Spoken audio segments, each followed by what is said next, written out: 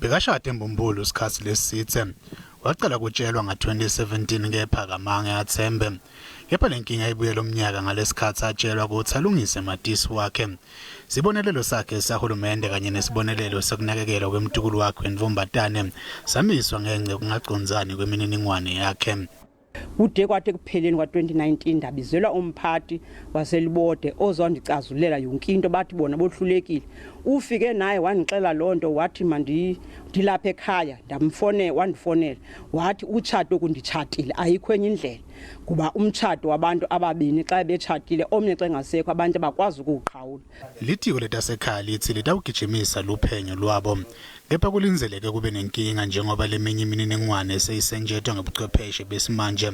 Leminye kusasentshethiswa indlela yakatsini. Masiqale njengokuxolisa ngemeko enje. Zimeko ezithi zenzeke ezibuqheleka. Kodwa ke isebe eli lona into eliyenzayo ingakumbi xa uthe umcimbi waziswa ngaphambili. Sawazi siyawuthatha ke thina senze into yokuba mawulandelelwe ngokuba uinvestigate.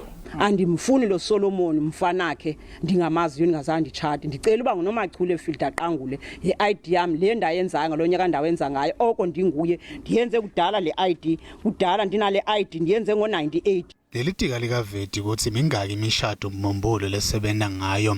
Bantu labanenkinga lefanako bacelwa ukuthi babike.